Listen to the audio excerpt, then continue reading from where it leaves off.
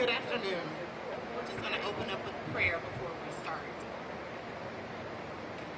Dear Heavenly Father, I come to you with a sincere heart, grateful for the progress we've made this far, but fully aware of the battle that still lies ahead. I'm truly thankful for the diverse group of people assembled here today to help promote and encourage change in our community. Systemic racism and police brutality are plaguing this nation. There is no place for this injustice. Lord, I'm asking you to bless this peaceful protest and let it be successful. I pray that no one leaves here the same way. Minds and hearts should be transformed, and we should leave feeling educated, encouraged, inspired, and empowered. Lord, I ask you to open our eyes. Now, some say they don't see color, but I implore you to do so. Without seeing color, you cannot simply understand what people of color experience. With that being said, I also encourage you to open your mind and your ears. Listen to your fellow sisters and brothers. Take on and welcome those uncomfortable conversations. Learn to embrace our similarities, but acknowledge our differences. Just don't hold it against us. Our differences should not cause division, for we are all his children, and we are all wonderfully made in his image. Lord, we are in need of unity and togetherness. We are in need of unconditional love and support. We are relying on you for absolute change to put an end to generational curses of hate and the hostile environment that it creates.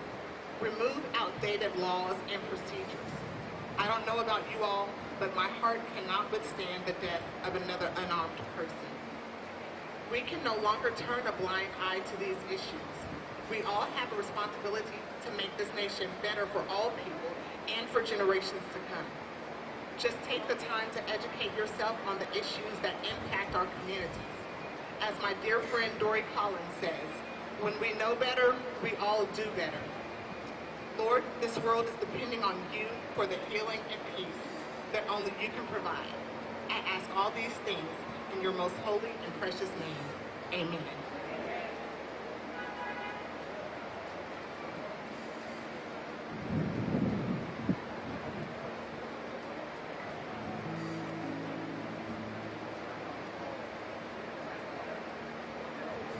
Good evening. I'm just going to open up with a song, and I hope you all see fit to put these words to your heart.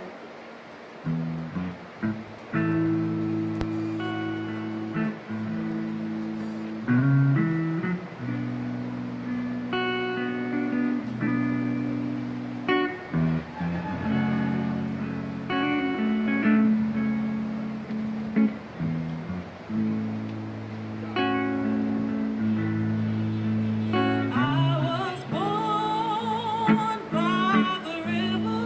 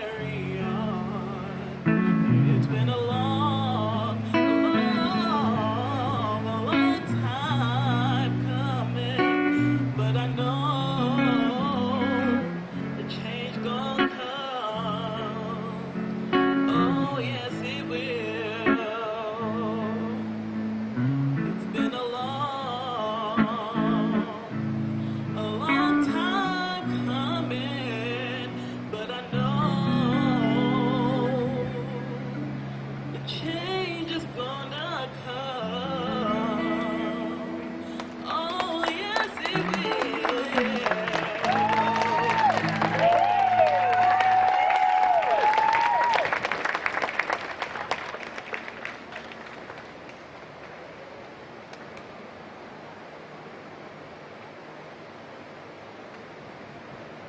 Next up, we have CJ Grisham.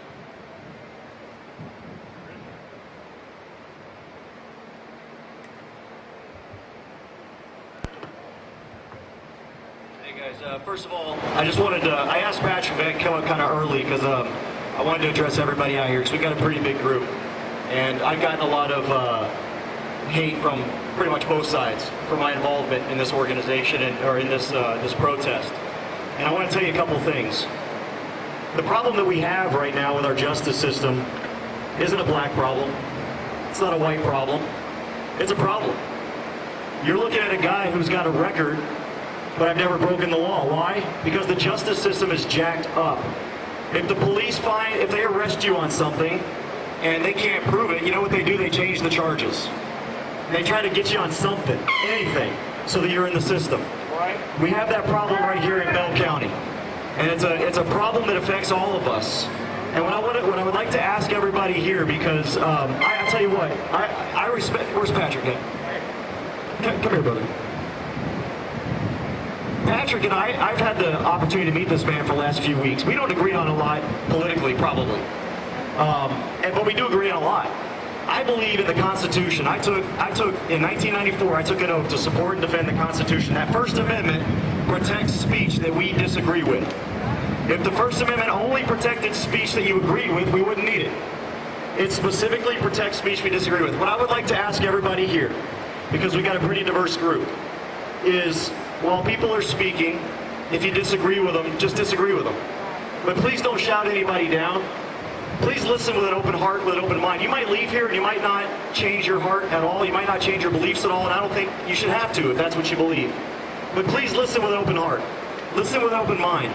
The only way that we as a people are going to grow and progress is if we come together in our differences and support each other when we disagree with them especially.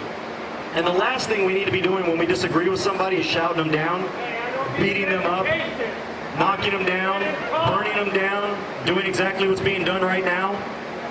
All right? Marvin Lewis Guy, I want to tell you a little bit about why I'm here also. Marvin Lewis Guy has been sitting in jail for 6 years now. And I want you to put yourself, kind of close your eyes, and I want you to listen to me. It's about 5 o'clock in the morning. You're laying down with your wife or your girlfriend, your loved one, your boyfriend, whoever it is, your husband, and you're enjoying a peaceful sleep. All of a sudden, that peaceful sleep is shattered by people breaking into your home through your windows and through your doors. You have no idea who it is. The first thing that's going through your mind is, I'm being broken in. Somebody's breaking into my house and they're doing it violently. And the first thing you're thinking about is, I'm going to protect my children, I'm going to protect my wife, I'm going to protect my husband, whoever it is. And that's exactly what Marvin Lewis Guy did 6 years ago. Some people were breaking into his house and he defended himself, and unfortunately a police officer died. That police officer was Officer Dinwiddie. And Officer Dinwiddie was actually a pretty decent man, except for the fact that he was executing a no-knock search warrant, which needs to end. But that man died because they broke into his home and he defended himself, and now a man is in jail for 6 years without a trial yet. Marvin Lewis Guy is his name. And that's not the beginning of the injustice. Or that's just the beginning of the injustice. I go and put money on his commissary account very often. And if you go and you try to donate to somebody that's in jail, whether they're in there for a good reason or if they're in there illegitimately, like I think Marvin Lewis Guy is, the state and prison system takes about 20% of that. So when I donate $20 to Marvin so that he can get food in jail while he's being held against his will for a crime he didn't commit because he defended his home, the state's getting $8 of that. That's part of the injustice as well. We need to change the state of law enforcement, and we need to change the justice system. This is how we do it, by speaking up and by coming together. If you're in this crowd, no matter what your political beliefs are, you don't think we have a problem with law enforcement and with the justice system, then you're part of the problem, because there is a problem. Now we can disagree on what extent that problem is. We can disagree to the extent. But you're looking at a man who's been tased, who's been beaten, who's had guns stuck to his head, who's had his head cracked open on the concrete by cops, who's been forced into jail, who's been denied medical treatment, who's been denied food, who's been lied about on his police reports, who's had his stuff stolen from law enforcement. Okay, this happens to all of us. And we all need to come together for this common bond. Patrick, thank you for being here, for doing this.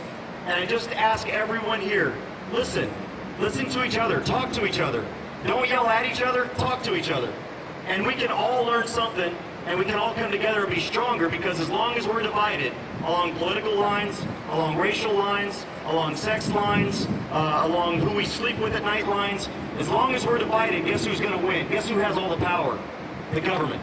The government's got all the power. And the power belongs to you and I. That's what the Constitution protects.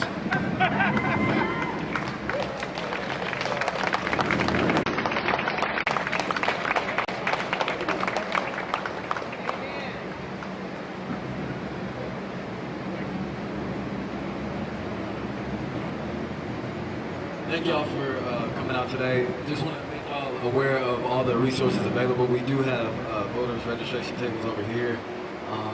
Thank goodness we have clouds over, so it's not as hot as it was at the last one. But we do have some water as well, and some gloves and some masks. So thank you guys for coming out. Just want to make y'all aware of all the resources available. Feel free to help yourselves. We ain't gonna charge you. We ain't gonna tax you for any of that stuff over there. So help yourselves.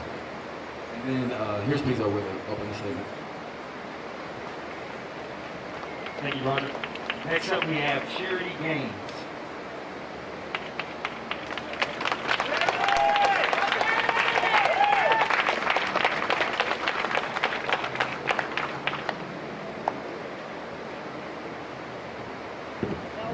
Good evening, Belton. My name is Charity Gaines. I'm sure a lot of you know my family around here. It's difficult because so many of us who were raised in this community, it's crazy how many people think that we came here with the idea that we were going to spread violence and have all of these problems. In reality, we want to be just as comfortable with our lives as every person out here. You have to understand that that comes out of price tag. Patrick asked me to come up here and speak about some of my experiences being Black, living in Texas, or living in Belton, Texas, more specifically. My grandfather, rest in peace, was the first Black city councilman for Belton, Texas. He was also very active in the NAACP, as was my grandmother. I'll be completely transparent whenever I say that I was even debating on whether or not to be here today. But I couldn't dishonor their memory by not speaking up. Growing up in Belton for me was having teachers purposely rip my work in half and write zeros on it because she refused to acknowledge my learning disability as opposed to my white peers around me.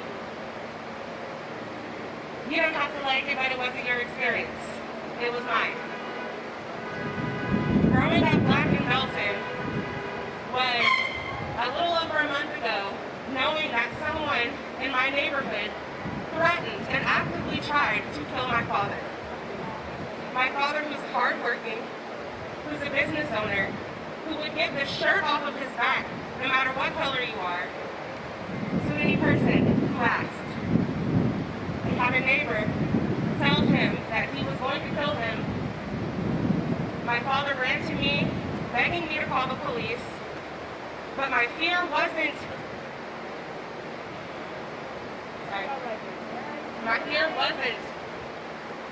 for any other thing that happened other than when the police got there. So I vividly described on the phone in full detail, when you get here, please understand that the man who is being threatened is the tall Black man in the gray hat. When the police arrived, not only did they tell my father that he didn't have the right to speak on his own property, but that they threatened that they would take him away from us for trying to defend us. My father has been a patron to this community for 60 years. Sorry. He's a very hardworking man. He has 4 daughters who love him. He has a wife who loves him. I think 37 years they've been married now. And in that split second, his life meant absolutely nothing to the police department that showed up. In a split second, a man who I have watched walk into a burning building to save a family, a white family, life meant nothing because of the color of his skin, because he's 6'3", because he's black, because he's whatever is against the norm of what these people are used to. My mother, who is 56 years old, is a director of nursing. And even in her position, where she does save lives continually for a living, regardless of how many people have told her that they don't want her around, or how many people have done any and everything they can to guess that she is anything in the world but black, because how dare a director of nursing be anything but white? When my mother would go to work, there was a coworker who hung a noose in the front of her car every single day and purposely parked bumper to bumper with my mother so that my mother would have to look at it every single day. My mother, who goes out here and saves lives, my mother, who has been out here actively on the front lines fighting during this pandemic so that we can all stay alive. And not at any point did she question whether or not the life of the person she has been saving has mattered. Growing up black in Belton is having a best friend, or so you thought, who's supposed to have your back, who you go everywhere with, who you tell all of your secrets to. And then later on finding out from someone else that their parents, one of who is a member of authority, but I'll refrain from saying who, was saying that she was beginning to act like an N-word because of how much she was hanging out with you. When she wrecked her $24,000 car and you were in the passenger seat, and her parents find every single way in the world to try and blame me for it. I think the point that I'm trying to make here is that there are too many people here who are complacent and comfortable with the way that things are. I've heard so many people, I've read online, so many people saying, this doesn't happen in Belton. Belton is such a quiet, quaint little town. Racism isn't a thing here. But how can you say that from the comfort of your own privilege? How can you say that whenever you are not the ones directly being affected by it? If you're not feeling it, then how can you say that you don't understand it or that you don't believe in it? It is not for you to believe it or not believe it, because whether you like it or not, it is real. I'm not here to make any of you feel good about yourselves. I'm sorry. How can you say that racism doesn't exist? Every single person out here loves a Tamir Rice, a George Floyd, a Michael Dean, a Sandra Bland, a Breonna Taylor, an Eric Garner, a Philando Castile. Every single person out here either loves someone just like that, or they know someone that does. This is not just a race issue. I'll be completely frank about that. This is a human rights issue. So for every single person who's out there saying there's only one race, the human race, if that were true to you specifically, you would want to do just as much about this as we are. That is all I'm going to say, but thank you all.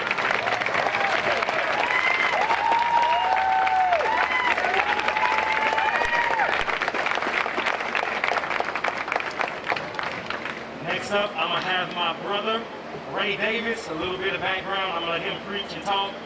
This is my roommate at college at Baylor University. Now help me welcome Ray Davis.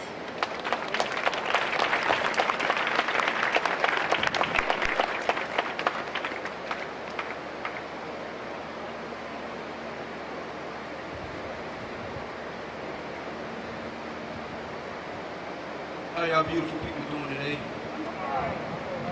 Gratitude to the sister. Over there we couldn't hear you that very well, but we heard you and we felt you. I'm gonna let my brother start off first, and I'll conclude. This right here is my brother Jesse. I'm gonna let him start.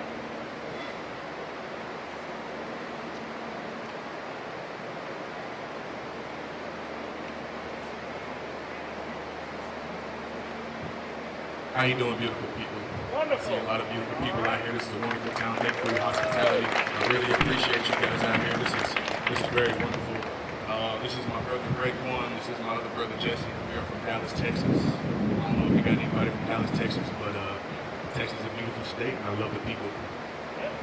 A little bit about myself. My name is Jeffrey Rockway. I own a production company out in Dallas called Production Visuals. We're a media production company.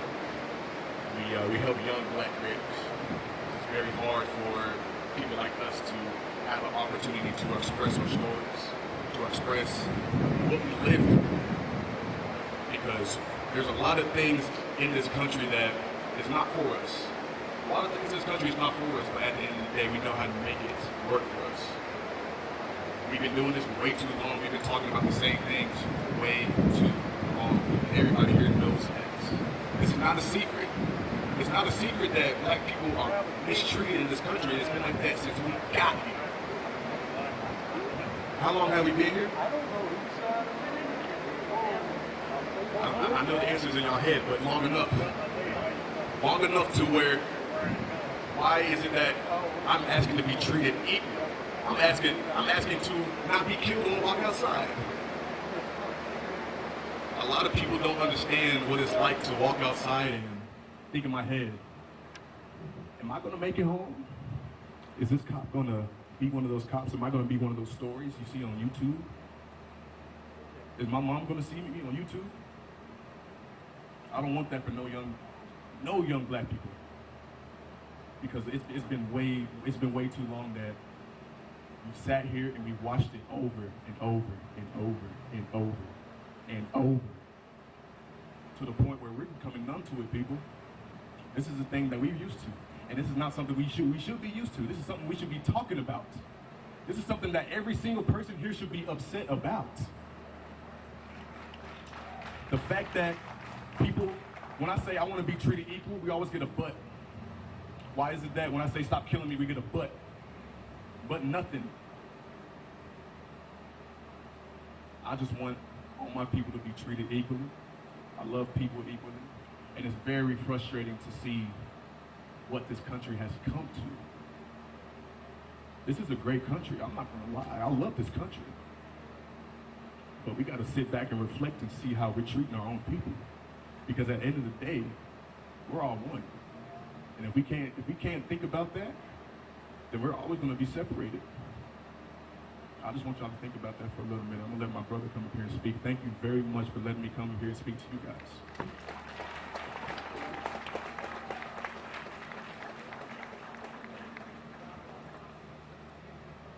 Y'all please give my brother another round of applause, please. I mean, that's my younger brother. I mean, so he gets to see everything that happened to me growing up, and then he has to deal with it as well. So he gets to see both sides of it. He gets to double of it. He gets to see me getting pulled over, him in the back seat or in the passenger seat wondering what the hell is going on. Now he has to deal with it too. That's my little brother. Little brother. I know he don't look little, but that's my still little brother. I came out here today, of course, as a security detail to help out everybody here, make sure everybody is safe. But at the same time, I make sure to come out here to make sure this person right here, and that person right there come home. You understand what I'm saying? So I'm just gonna get to the point. So first, I'm gonna go ahead and start off. My name is Jesse. I'm the co-founder of Collection of Visuals with my brothers here. I'm the CEO as well. So I mean, I deal with operations. I mean, this is what we do on a daily basis. So first thing I want to say, I definitely appreciate everybody coming out here, giving us this opportunity to speak to you today. Because number one, for me, it's not easy because I do have to speak to y'all about the beliefs that I believe in, and I know not everybody believes in it, so it's going to be hard to persuade some of y'all. That's not what I'm here for. I'm here to actually speak the truth. You do what the truth what you want to do. I don't care. So first thing I do want to touch on is of course, law enforcement. What is it that about us and law enforcement? What is the difference? What is the issue? I mean, I really want somebody to answer that question for me because I keep looking for the answers. I can't find it. Every time I look outside, I can't find the answer. What am I doing wrong? I'm sitting in the car. My car's tinted. Yeah, okay, so what? I don't have nothing on me. I'm going to the store. I'm going to work, actually. I'm actually going to work at the law enforcement building that y'all work at, too. And I'm still getting pulled over because I don't have a damn badge on. So that's what I have to deal with. So yeah, I'm pissed off. But I'm coming out here to speak to you because I don't want to be pissed off anymore. I want to be able to go home and deal with everybody the same way. I want everybody to go home and be dealt with the same way. I want to be able to be up here and stand and speak to you not only as a black man that's having issues with this country and the rest of the people in it, but as a black man saying, hey, let's all get together and figure out a solution to this problem. I mean, that's all it is. If we come together and find a solution, we can probably solve it. I'm not saying it's going to be solved in a day. I'm not saying it's going to be solved in a year or in a month. But what I am saying is that it's something that can be worked on.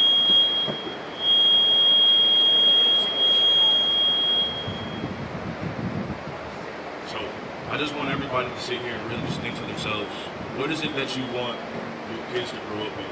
I mean, y'all want them to just keep going through the same 50 years, 100 years, 400 years, 1,000 years? Is that what we're going to do? Just keep going in rotation? So I'm tired of it. I am. I'm tired of it. I'll be 28 this year. And I'm already tired of it because I've been dealing with it for 28 years. And that's the craziest part about it because I am 28. My mom's 50 and she's been dealing with it for 50 years. My dad, when he was here, he was 56 when he passed away. He was dealing with it for 56 years. So it's always a continuous rotation. So why can't this rotation be stopped? I don't understand that. So please, somebody give me an answer. Thank you.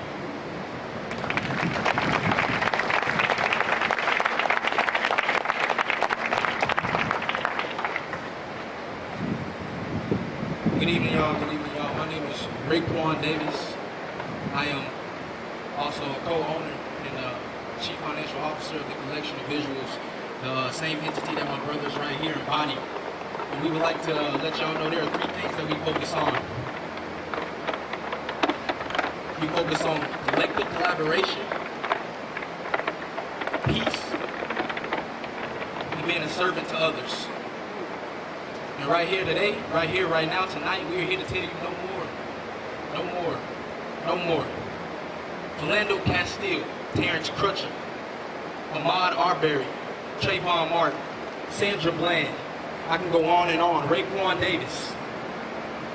Yeah, I said my name. I said my name because if we don't change something, the inevitable will keep knocking at our door until we do.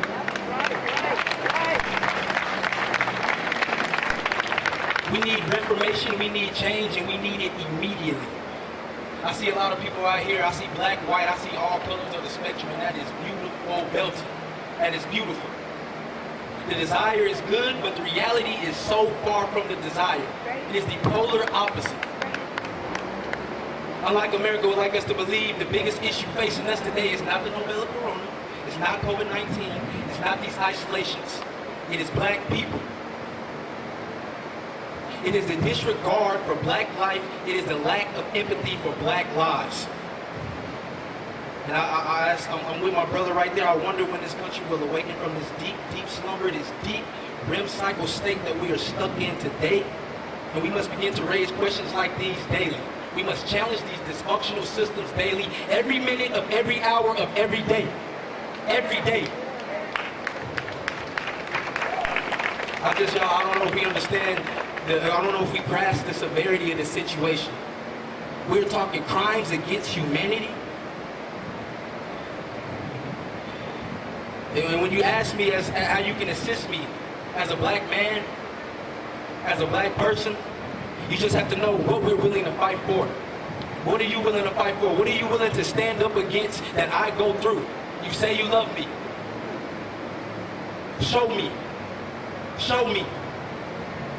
We will unify. This country can no longer afford to solely move politically. We must move with morality. Morality is the distinction between right and wrong. If you are against equality, you have no morality. If you have no morality, you are against us. You are against us. In the words of the late Dr. Kwame Ture, some of you may know as Stokely Carmichael, we must develop an undying love for our people. Everybody, we must develop an undying love for our people, and it must go nowhere. How much more blood, America? And I know my brother Patrick told me to be brief, but I've been waiting on this moment. How much more blood, America, will we shed?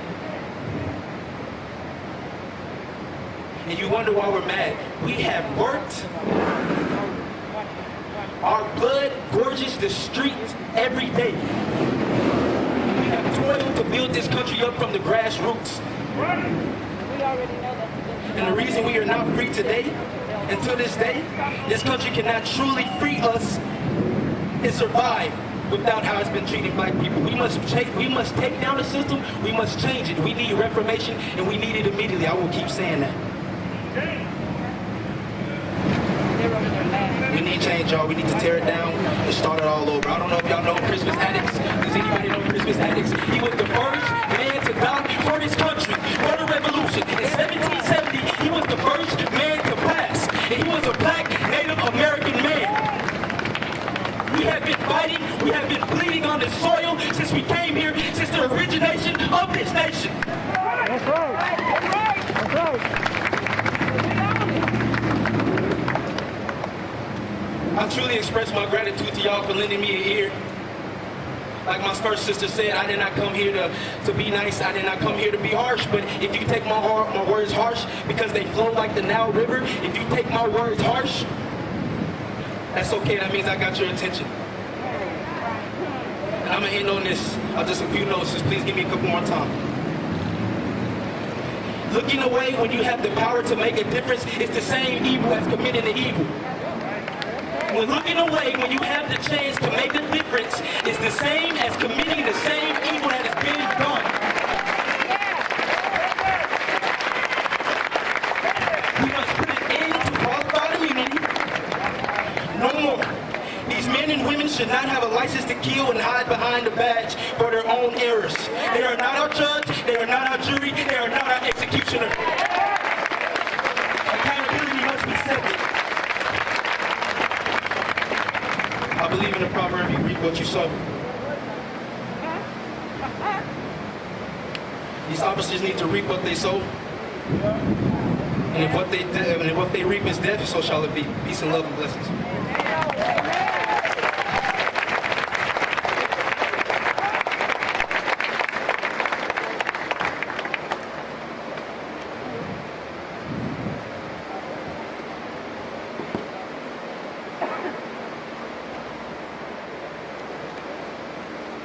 Hashtag Black in Belton.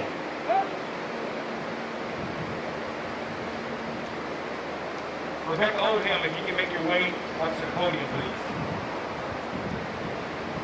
Hashtag Black in Belton. Y'all say it with me. Hashtag Black in Belton. Hashtag Black in Belton. Hashtag Black in Belton. Let me get to some black stories in Belton, since a lot of y'all think there ain't no racism and hate here.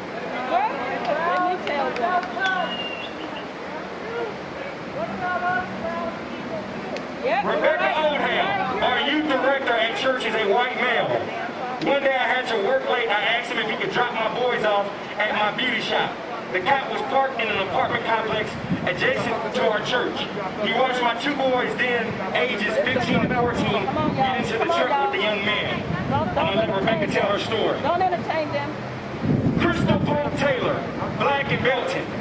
I grew up in Belton. I graduated from Belton High School in 1996.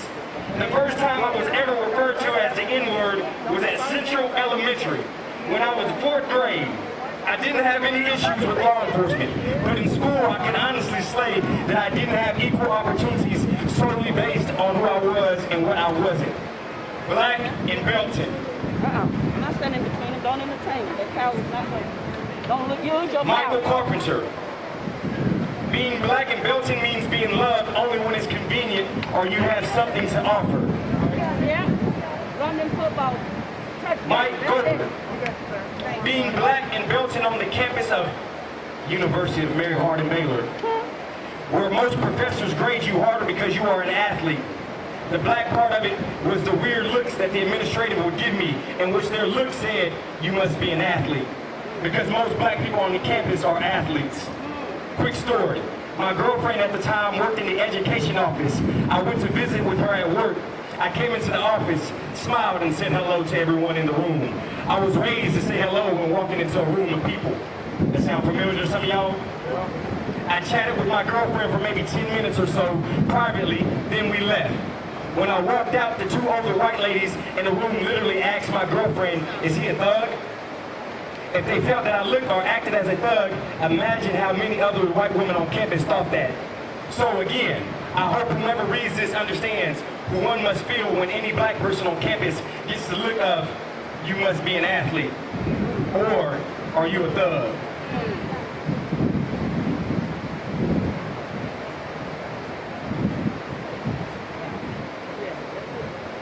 Morgan Jones, black in Belton. We experienced the racism, enough to make an impact on us, but not big enough to raise suspicion. Just enough to give others an advantage, no matter how small.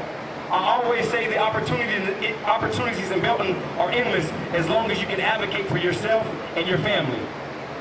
Black in Belton. Black in Belton, Darius Alexander. Black people are so athletic. They got the extra muscles. You don't sound black if I close my eyes and listen to you. I'd rather someone like you date my daughter because you're not really black or act black. I can only date you behind closed doors because my parents would flip if they found out. As being pulled over and being asked, do her parents know she's out this late? I'm talking about Belton, Texas. Dating a girl who was half white, half Hispanic, and being told by her Hispanic dad that because I was black, I couldn't date his daughter because he didn't believe in mixing races. Right here in Belton, Texas. Being told you should go to school in Temple because it's more acceptable. Being black right here in Belton, Texas. Those were just a few experiences from Darius.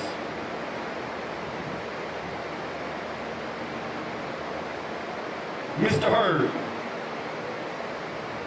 I got pulled over and taken to jail for being in my own apartment complex because they didn't believe I could afford living at Legacy Landing.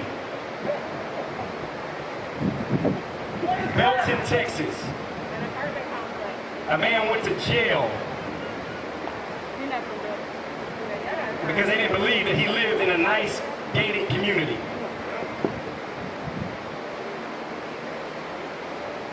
Shaniqua Williams, and then I'm gonna move on. I've been in Belton since 2003, 6th grade year till I graduated. It was very hard being accepted. You're labeled as trashy, ghetto, ugly. They only wanted to be your friends if someone black wanted to kick. You were never invited anywhere unless you were very liked or an athletic. I was called the N-word, and white folks walked around saying the N-word like it was nothing. I ended up graduating early and coming back to walk with my class. I could go on and on, but they're not ready for that conversation. Hashtag Black in Belton. Next up, I will have Patrick Gamble speaking on behalf of Belton Taylor Gary.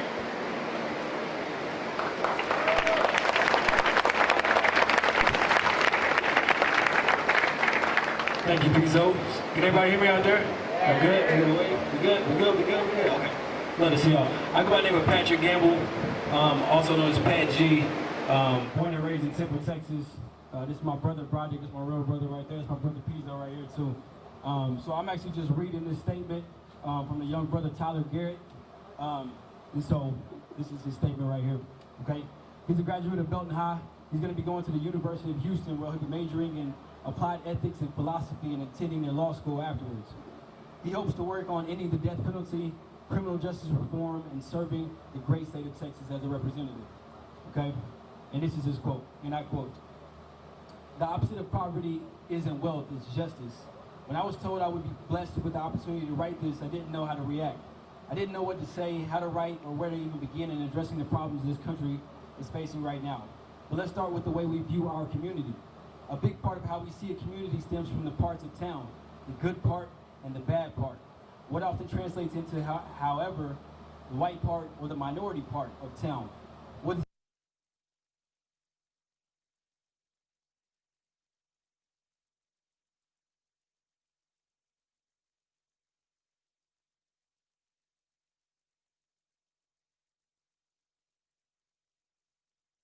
simply not true.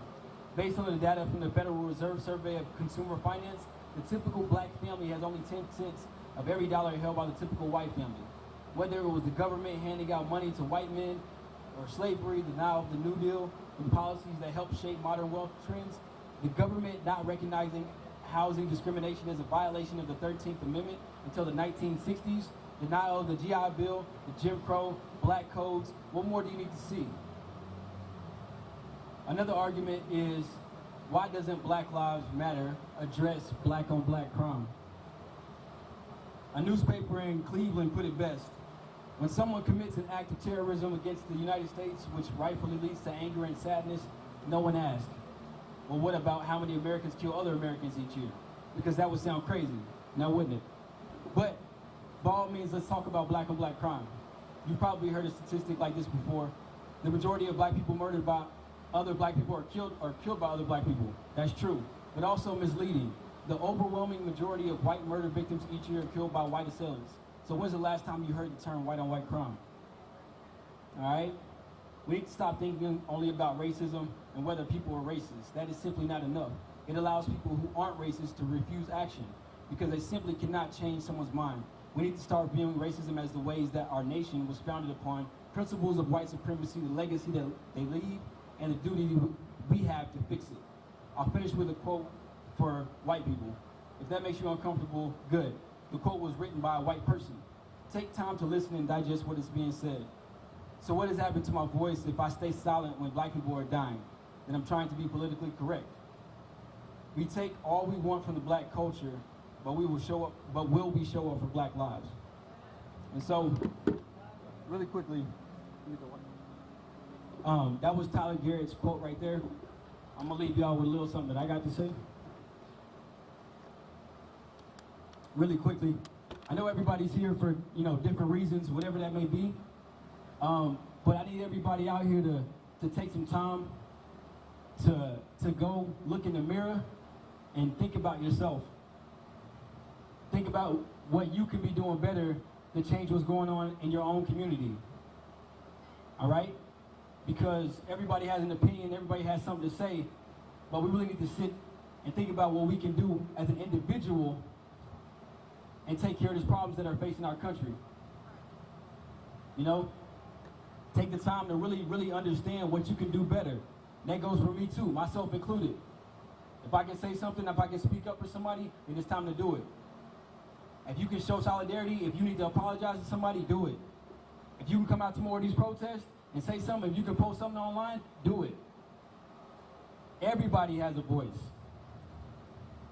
And the only way that evil will triumph is that good men and women do nothing. And for my Christians out here, you cannot say that you love God, but not love your fellow man. You can't say it. I'm going to say it again because I don't think y'all heard me. If you say that you are a Christian and you believe in Jesus Christ, you cannot say that you love God and not love the person standing next to you.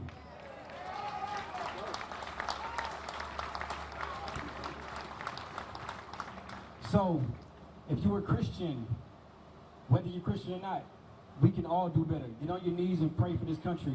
Pray for everybody. Pray for unity. All right? And like I got this saying, my brand and my motto is called Be Relentless, okay? So I'm going to end it like this. Like I always say, be relentless. We don't just talk, we live it. Thank y'all.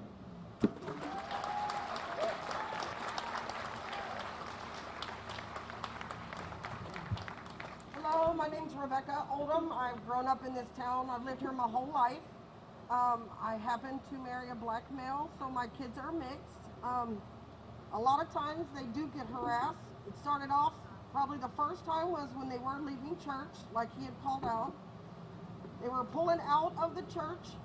The youth director was driving. He had not quite put his seatbelt on yet when they were pulling out, but the cop was parked across the street in the parking lot at an apartment complex and watched them leave. When he got close to them, he pulled them over as soon as they got onto the street and said that he pulled them over because he had no seatbelt on, which, very true, he didn't have it on when he took off, but wanted to know why my boys were present with him. I go to a predominantly white church, so it did look probably suspicious to them having two black males in the vehicle with him. My boy, my oldest boy, is very furry. He's had a beard since 14, so they wanted to ask him for his ID, which he had none. He's a kid, he's 14, but asked them to get out the vehicle so he could check them. That started the first initial contact for them. After that, they become a little more defensive.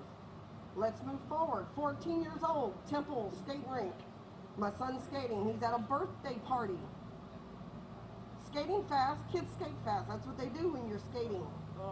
But they wanted him to leave. They ejected him out of the skating ring. They said he had to be banned. But he's at a party. I dropped him off at said party with this parent to watch him, so he could not leave. Temple has a curfew. So my son, they're trying to eject him out and decides to leave the skating rink, and he's going to walk up to McDonald's and call me to come pick him up. Upon him leaving, my son doesn't know Temple has a curfew. My kids have never been out of my sight. This is the first time I entrusted him to be with someone at a birthday party. My son, when I come to pick him up, he is outside on the curb, handcuffed. 14. I'm furious when I get there because when I pull up, my son's not answering his phone. I keep calling, he's still not answering his phone. I go inside, but before I go inside, I have a friend of mine that's an officer in the parking lot, and I see him, and I said, hey, what's going on here? There's a lot of cops here. He's like, just a bunch of hoodlums acting out. Okay, so I go in, and I don't see my kid anywhere inside, nor anyone that's in the party. That's because they're all outside, cuffed on the side of the skating ring. The parent of the party, who kept trying to argue for my son to be able to stay there, ends up getting arrested because she was being disruptive. Only because she wanted to protect him because he is my child and I entrusted him in her custody while he was at a party. That is something that has traumatized my son. He had slept with me for 2 nights because he'd never been in trouble like that before. And we're banned from the skating ring for life. That's crazy. Those are the little things. There's more recently, I run a beauty shop here in town. My son drove up to come visit me, but before he pulled up, there were several officers running the parking lot. We thought something was going on. We didn't know what, but we were going to inquire, be nosy, minding our own business. I'm cutting the customer's hair, and my son comes in. He's like, hey, what's up, Mom? I'm hugging on him, and then he turns around to hug my receptionist, who happens to be my child. So he's talking with my daughter, and the officer comes in and says, you come here. And we're all looking around like, who's he talking to? He's like, you, and points at my kid to come back out. So my son comes outside, and they point at his car, and they said, where are you coming from? He's like, I just woke up, went to my grandma's, went to Bush's, came over here to see my mom before I go to work. They said he fit the description of a male that just robbed Walmart. I get that. He may fit the description, but they're looking through his vehicle, checking it out. He has everything he needs. What upset me more was when he presented his receipt for his Bush's chicken that he just purchased. They crumbled it and threw it in his face and said, that's a forgery. Anybody can make that up. I had to go to Bush's Chicken to get the video to show he was in the drive-thru. Those are the little things that we encounter here in this town, and I've lived here my whole life. That is really, it's very hurtful that my kids have to endure that. So I just wanted to be out here today to support my kids and let everyone know that although they're mixed, they still encounter the same barriers that everyone else does. Thank you.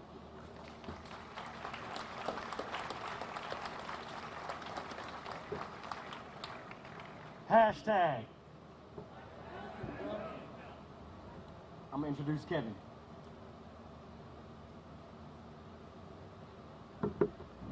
How's everybody doing today? My name's Kevin Kuntz. I am so glad to be here and speak on this. I'm a resident of Belton, and if you haven't noticed, I'm a big white guy. So didn't anybody want to get anybody confused, but I am more than happy to be up here to talk about things. To be honest, I don't do this. I don't speak publicly very often. This is something new to me, and when I get nervous, when something happens, I like to turn to prayer. So if you're not a prayerful person, that's okay. Use this as reflection, but if everybody could join me in prayer, please, as we start. God, thank you for this opportunity. Use my words for your glory to honor Jesus' famous words in Matthew 22, where he said, first, love you, God, with all of your heart, with all of your might, and with all of your soul, and as equal, love your neighbor as yourself.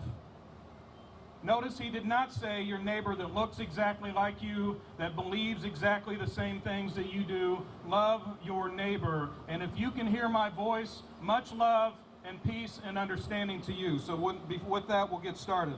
I grew up in Indianapolis, Indiana, and I went to a very integrated high school. That's something that I valued and meant a lot to me as a person, because I was able to get a wide range of spectrums of the people that I grew up with. And the reason I bring that up is because it wasn't until a few years ago that one of my black friends actually pointed out to me, Kevin, that was your experience, which it was, from kindergarten all the way through high school. What did not occur to me is that those black boys and girls that I went to high school with, they were coming from the inner city. 45 minutes to 1 hour, one way, to come to school with me. The point I bring up is it did not occur to probably well-meaning people to address the systemic issues in their neighborhood and their school system that cause their schools to be quote-unquote failing. Instead, let's pile them into a bus, send them for an hour, and then, oh, by the way, expect them to perform at the same way that me and the people that were in the neighborhood were from. And so I bring that up for a few reasons. One, myself was blinded to these sorts of things. It didn't occur to me that the story was true from my standpoint. I grew up with a lot of people from all over the rainbow, and that's true. I didn't see the other half. So with that, I'm a little bit of a geek and a nerd, even though I kind of look like a big burly guy. And so when we first moved here to Belton, this building is beautiful. It is absolutely stunning to look at. I like to take pictures, and I came down here and took some pictures, and then I started walking around. And I walked over there and over here, and then I got over to here, and I saw this monument over here and what it represents, and my heart sank. And again, I'm a fat white dude. I could not imagine being a person of color or knowing what that represents, because it got to me, okay? It got to me, and it didn't, is that welcoming? So how is it, because this all relates to history and the stories that we're told and the things that we are led to believe, how is it that me, who grew up integrated, until 2 years ago, I had no idea what Juneteenth was? Had never heard of it. How is that? Oh, Kevin. How is it and that until this year, when somebody had a rally there, I had never heard of Black Wall Street in Tulsa, Oklahoma? How is that? Preach, sir. How is it that until this year, I had never heard that in 1921, people that looked like me burned that Black Wall Street to the ground in order to keep black people down? I'd never heard that. How is it that probably everybody in here has never heard of the story of Madam C.J. Walker, who is the first female self-made millionaire? She also happens to be an African American. Now listen, the time in which her career took off was 1910 to 1920. Pay attention to the dates for the rest of my talk. Madam C.J. Walker, the world's first self-made female millionaire, happened to be African American. Yeah. How is it, and this is going to get real uncomfortable for some of y'all, so I apologize. How is it that most of us have never heard of the Waco horror?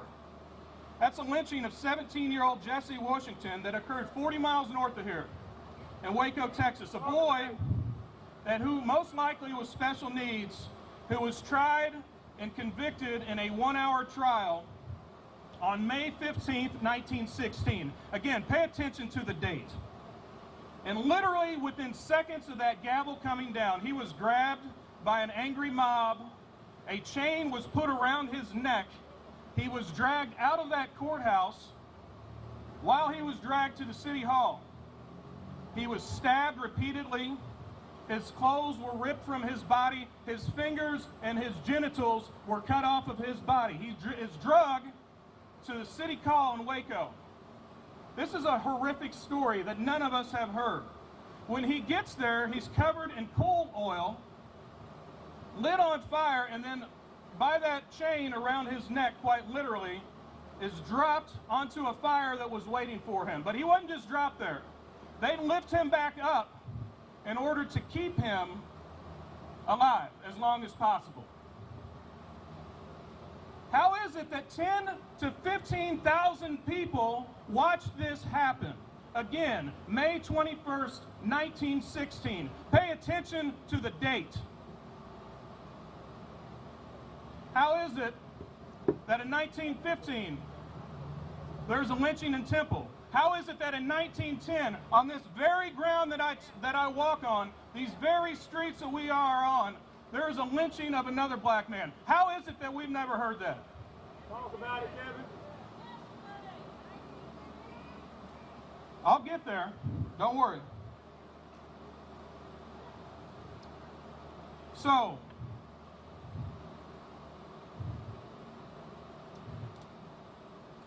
how is it that many people that look like me, when people of color demand justice, they want to use this caricature of Dr. King, who was a great man. You know, but they'll ignore the fact that when Dr. King was assassinated, 85% of white people disapproved of him. They'll come up with this, you know, this romanticized version of what the truth is.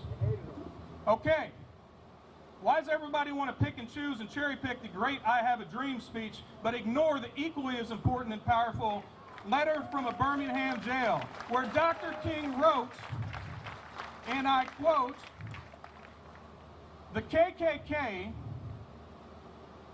Negro's great stumbling block is not the KKK, but the white moderate, who is more devoted to order than to justice, who prefers negative peace in which an absence of tension to a positive peace in the presence of justice, who constantly says, I agree with the goal you seek, but I cannot agree with your methods of direct action,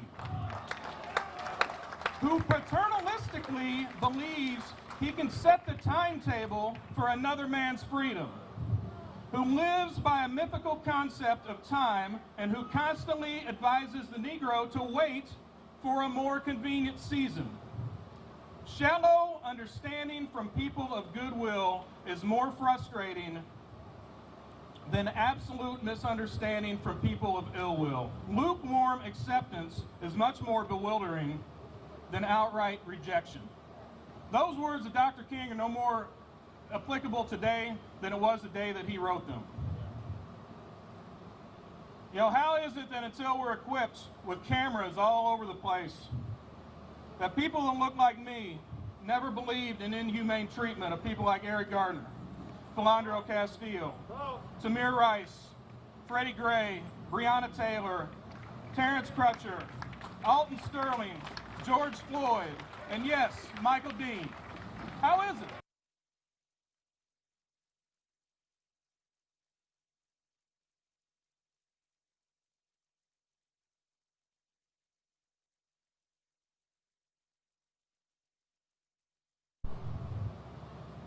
So that takes me to, again, somebody said, well, that was a long time ago, but that monument's still there, okay?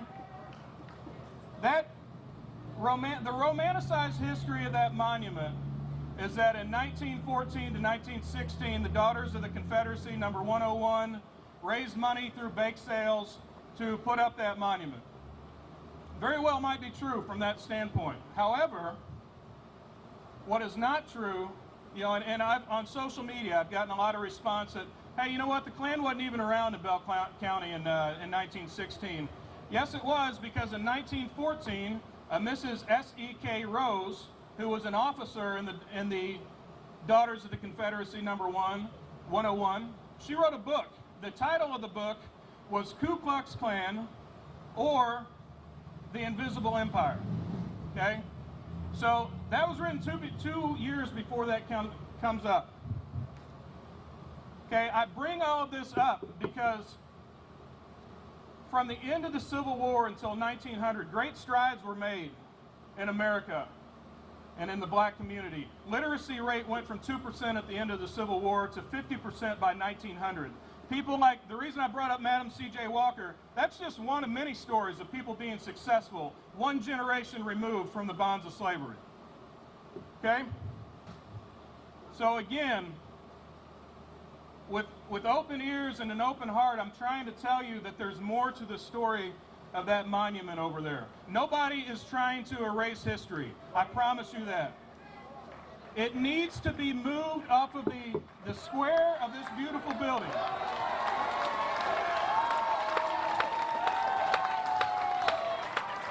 It is not a coincidence that all of these things, it is not a coincidence that all these things that I talked about occurred in the same 15 years and that monument goes up. Finally, one little thing that I thought of yesterday. One thing I thought of yesterday.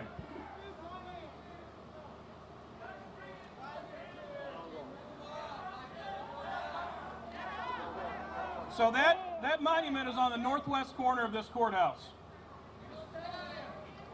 It faces northwest. That may seem like a coincidence to y'all, but just on the other side of Nolan Creek over there, there's the Harris Community Center. The Harris Community Center is named that because it used to be the Harris School, which is where all the African Americans went. Do you think it's a coincidence that that monument faces directly to where the community of the black people were? I don't think so.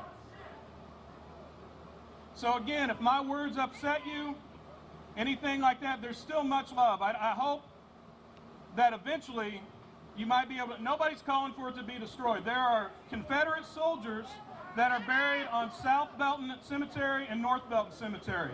Let's move it there. You can honor your dead there.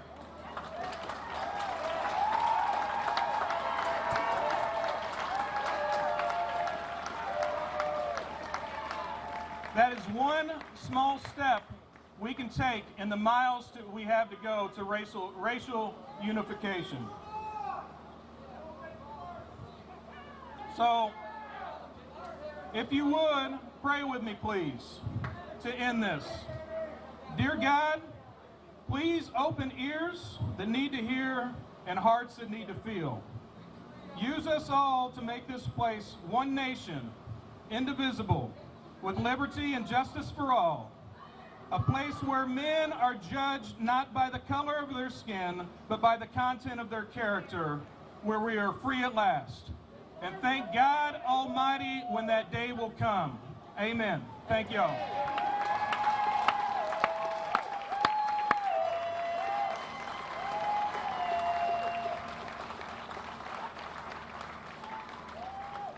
Thank you, Kevin. It's the main reason why I reached out to you, man.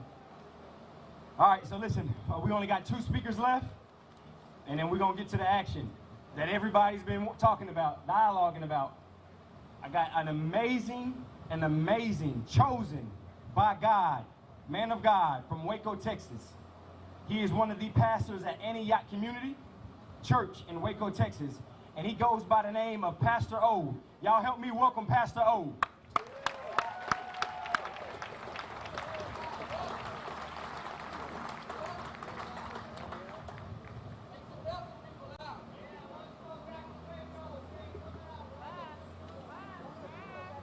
How you all doing tonight? My full name is Olayika Obasanya. It's Nigerian for those who are wondering. I've been born and raised in the United States of America my whole life. And there's one thing that I really need y'all to understand about me. It's the main thing that you need to know about me is that I love the Lord with all my heart and all my soul and all my mind. and I am a believer. Believe that.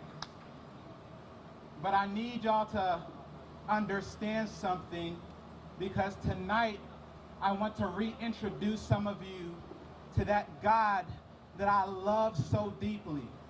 That Lord Jesus Christ that I serve, that I've laid my life down for. I want to reintroduce some of you to that Lord and Savior. And the first thing I need you to understand about that God is that that God is a God of justice. He is fiercely committed to justice in each and every way. In every city, in every nation, all around the world, he is committed to justice. He doesn't settle for anything less. The other thing I need you to understand about my God is that he is a God of righteousness. He's a God of holiness. And I know some of y'all might have aunties and uncles that told you about God's holiness, and when you hear that, you start getting a little bit antsy because they said it in a judgmental way. But my God is not judgmental. You see, he sent his son down to die on the cross, that each and every one of us in our brokenness and in our sin would be righteous before our God, would be righteous in his presence. So listen to this. There's a word in the New Testament called diakos, and it means this. It means that justice and righteousness are one. Those two terms are not separate. When God talks about justice, he's talking about righteousness. And when he talks about righteousness, he's talking about justice. So there can't be a church that's committed to righteousness that ain't committed to justice. It just can't happen. It just can't happen.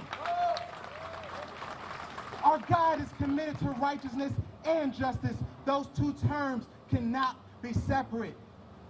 And over time, there have been people who call on the name Jesus Christ. Some of you know him as Yeshua, some of you know him as Yahweh, some of you know him as Alpha and Omega, some of you know him as Jehovah Jireh, some of you know him as Jehovah Nisi. Whatever you call him, he will never change his ways. He will never stop being committed to those who are oppressed and marginalized. And when the people of God have gotten that, in the early church, there was infanticide going on. Babies were being killed for no reason, for no good reason at all. And they stepped up and they said, we must put an end to this. And people were being killed in auditoriums and stadiums for entertainment. And they put an end to it because something inside of them said that this ain't right. We can't just be out here living holy and living righteous in our personal homes and not be fighting for justice in the land that we live in. So I believe that each and every person here, if you call yourself a Christian, there is something that should be shaking inside of you right now. A fire in your belly that should be burning up when black people are being killed for no reason, when Latinos are being killed for no reason, that rises up inside of you and says, let justice be served. Let justice be served. After that, we see in the 1800s, a white man by the name of William Wilberforce. He starts reading this book. He starts perusing the pages of this book. And he grows up in the Word and he says, something's wrong. Why is slavery okay in my land? Why is the mistreatment and the dehumanization of black image bearers being allowed through the act of slavery? And he finds in the Word, he's reading Amos 5:24, where it says, let justice roll like a river. And again, that fire in his belly is lit, and he devotes his life to ending slavery forever. What he would do would go on to start the abolitionist movement in America. A white Christian